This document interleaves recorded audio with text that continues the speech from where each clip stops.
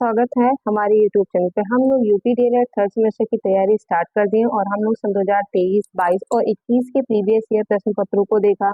सन 2020 भी देख लिया। अब हम लोग क्या करेंगे, सन 2019 के प्रीवियस ईयर को देखेंगे, क्योंकि ये हम लोग के लिए क्या इम्पोर्टेंट है, क्योंकि प्रीवियस ईयर से ज्यादातर प्रश्न फंसते हैं।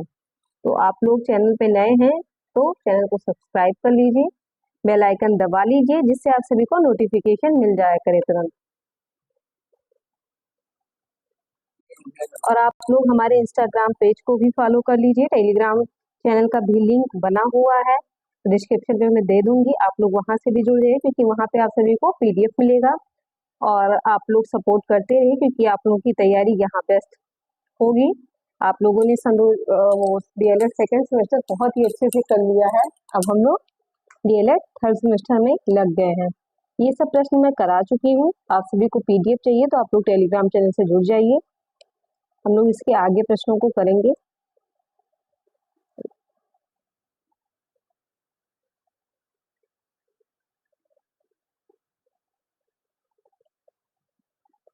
हम लोग कहाँ से स्टार्ट करेंगे, सन 2019 के प्रीवियस ईयर से स्टार्ट करेंगे, क्योंकि हम लोगों ने सन 2023, 22, 21, 20 ये सारे प्रीवियस ईयर को कर लिया है। अब हम लोग का क्या है, सन 2019 के प्रीवियस ईयर को करेंगे। और आप लोग प्रीवियस ईयर पे ज्यादा ध्यान दीजिए, क्योंकि आप लोगों को पता है कि प्रीवियस ईयर से ज्यादातर प्रश्न फंसते हैं, प्रीवियस ईयर से ज्यादातर पूछते हैं। तो आप लोग ज्यादातर कोशिश करिए कि पहले प्रीवियस ईयर को आप अच्छे से क्लियर कर लीजिए, इसके नोट्स बना लीजिए। नोट्स उन प्रश्नों का बनाइए जो बार बार आपकी परीक्षा में पूछा जा रहा है। ऐसा नहीं कि आप बहुत सारे प्रश्नों का कलेक्शन कर लें और उसमें से आपको कुछ ना फंसे। आप उन प्रश्नों का कलेक्शन करिए जहां से प्रश्न बार बार रिपीट हो रहा है। अगर कोई प्रश्न आप देख रहे हैं कि आपको सन 2019 में भी मिल रहा है, 18 में भी मिल रहा है, 17 में भी मिल रहा है, तो वो प्रश्न आपको फिर मिलेगा। और ज्यादातर आप कोशिश करिए कि सबसे पुराना जो है उस पे फोकस करिए। अगर आप इस बार आप लोग का जो पेपर होगा सन 2025 में होगा, समथिंग जुलाई लास्ट या अगस्त फर्स्ट वीक में आप लोग का थर्ड सेमेस्टर का एग्जाम होगा। तो आप लोग कोशिश करिए कि सन 2015, 16, 17 इसको आप ज्यादा फोकस करिए, और इधर आप लोग 23, 24, 25, 23, 24 पे फोकस करिए। मतलब अगर आप इन 5 साल को भी अच्छे से पढ़ लिए तो आपका अच्छा खासा परसेंटेज बन जाएगा और आप अच्छे नंबर से पास भी होंगे। अभी फिलहाल तो आप लोगों के पास बहुत समय है कि आप सारे प्रीवियस ईयर को अच्छे से पढ़ लें और अपनी तैयारी में लगे रहें। हम लोग स्टार्ट करते हैं अपने फर्स्ट प्रश्न से। कौन विशिष्ट बालक नहीं है? कौन से ऐसे जो बच्चे हैं वो विशिष्ट बालक में नहीं आते हैं? देखिए, प्रतिभाशाली बालक है तो विशिष्ट है ही है, उसमें प्रतिभाओं का भंडार है। मंद बुद्धि बालक है, मंद है बट वो अपने में तो एक विशिष्ट गुण रखता है, तो ये भी आपके विशिष्ट बालक हो जाएंगे। इसमें पूछा है कि कौन सा विशिष्ट बालक नहीं है, विशिष्ट बालक में नहीं आता है। तो जो क्या है, दृष्टि युक्त बालक, इसमें क्या हो जाएगा, अल्पसंख्यक बालक। इसमें क्या होता है, विशिष्ट अल्पसंख्यक को हम लोग एक अलग श्रेणी में रखते हैं, है ना। तो ये आपके क्या है, अल्पसंख्यक बालक। प्रतिभाशाली बालकों में शिक्षा में क्या आवश्यक है? प्रतिभाशाली जो बालक हैं उनकी शिक्षा के लिए क्या होना आवश्यक है? तो आप अगर प्रतिभाशाली बच्चे को पढ़ा रहे हैं तो आप देखेंगे कि उनमें अध्ययन करने की गति क्या होगी, तीव्र होगी। वो संपृष्ट कार्यक्रम में भाग लेंगे, संपृष्ट कार्यक्रम में, कोई भी कार्यक्रम है उसमें वो भागीदारी जरूर करते हैं, व्यक्तिगत ध्यान देते हैं। इसलिए क्या हो जाएगा इसका राइट आंसर, उपयुक्त सभी। प्रतिभाशाली बच्चों में ये सारे गुण होते हैं। नेक्स्ट क्वेश्चन, प्रारंभिक अवस्था में मंद बुद्धि बालक की पहचान कैसे होती है?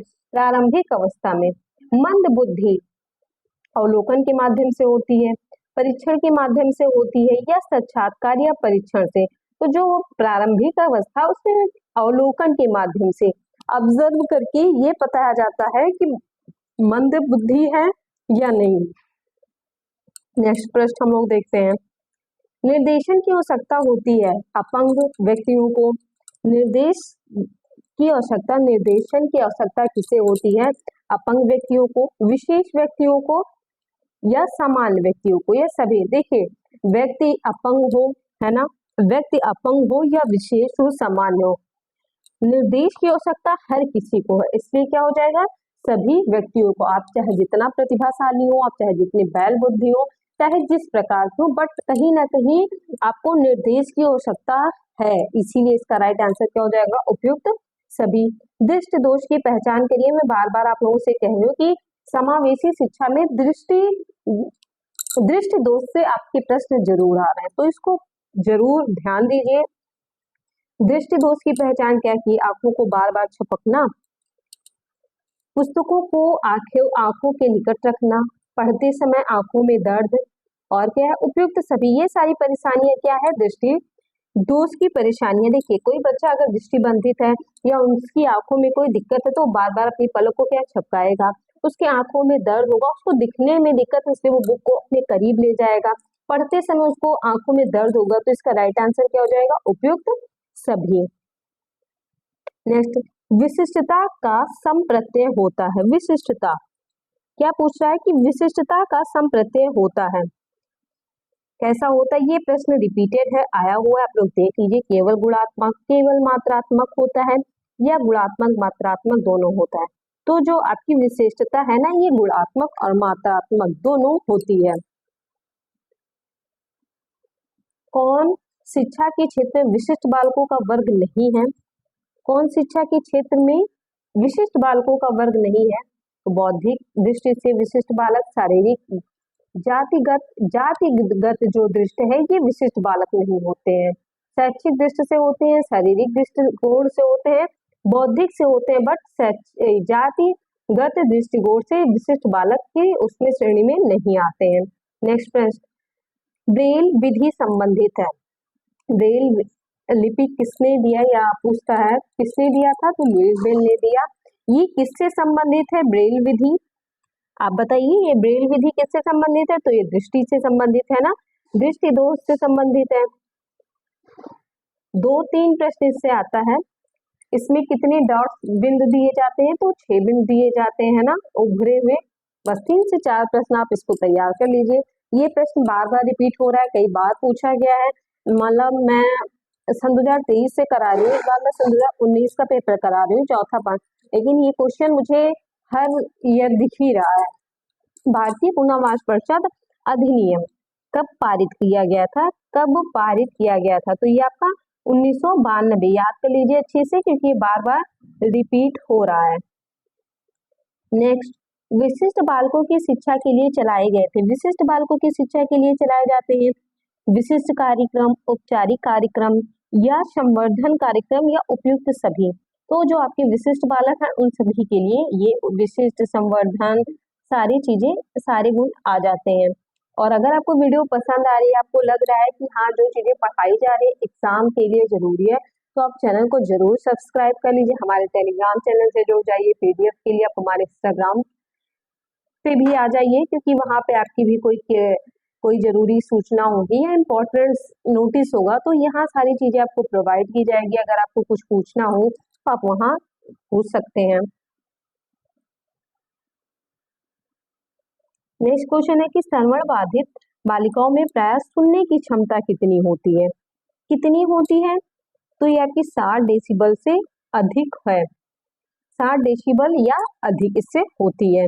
विशिष्ट शिक्षा के अंतर्गत कौन आता है, विशिष्ट शिक्षा के अंतर्गत आपकी विकलांगता भी आएगा, रूपग्रस्तता भी आएगी और आपका अक्षमता आ जाएगा, इसलिए आपका राइट आंसर क्या हो जाएगा, उपयुक्त सही। सही दृष्टि आपका देखिए निकट दृष्टि से कौन कौन से प्रश्न आते हैं, आपका जो सही दृष्टि है ये क्या है, 6/6 है। एक प्रश्न तो आपका ये हो गया दृष्टि से। कितने बिंदु होते हैं, तो 6 बिंदु होते हैं, किसने दिया, लुईस ब्रेल ने दिया है ना। किससे संबंधित है, तो ये दृष्टि बाधक से संबंधित है, मतलब 1 2 3 4 1 2 3 4 5 क्वेश्चन मैक्सिमम आपको दृष्टि से संबंधित मिलेंगे। और बार बार यही पूछता है कि सही दृष्टि क्या है, तो 6/6 है ना। आपको पूछता है कि दृष्टि दोष किससे संबंधित है ना, तो ये आंखों से संबंधित है। ये पूछता है कि किसने दिया, तो लुईस ब्रेल ने दिया। कितने बिंदु होते हैं, तो 6 बिंदु होते हैं, है ना। बस यही इतने क्वेश्चन है जो पूछे जाते हैं। नेक्स्ट क्वेश्चन क्या है कि शैक्षिक समावेशन से तात्पर्य है, पिछड़े बच्चों की शिक्षा से। शैक्षिक समावेशन से तात्पर्य किससे है, पिछड़े बच्चों, विकलांग बच्चों की शिक्षा से। शैक्षिक समावेशन यानी समान समावेशन, जहाँ समावेशन आ जाए, आप ये एक ट्रिक जान लीजिए कि जहाँ समावेशन है वहां आपको सभी को लेके चलना है, सभी बच्चों को शिक्षा प्रक्रिया से जोड़ना।